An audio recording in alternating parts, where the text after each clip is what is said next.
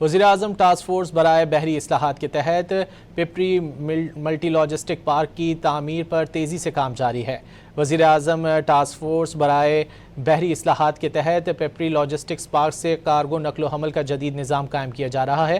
Project director national logistic corporation Sindh engineer Altaf Qadir Bajwa کے مطابق national logistic corporation اور ڈی پی ورلڈ کے اشتراک سے 2.46 ارب روپے کا منصوبہ زیر تکمیل ہے۔ پورٹ قاسم اور کراچی پورٹ کو ملانے کے لیے 1.5 کلومیٹر ریلوے لنک تعمیر کیا جا رہا ہے۔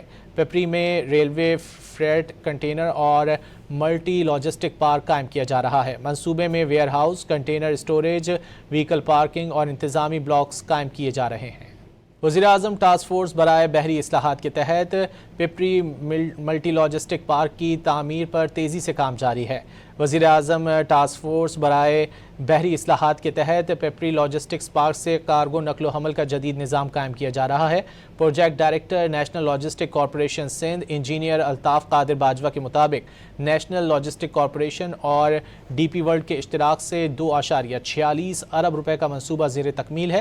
پورٹ قاسم اور کراچی پورٹ کو ملانے کے لیے 1.5 کلومیٹر ریلوے لنک تعمیر کیا جا رہا ہے۔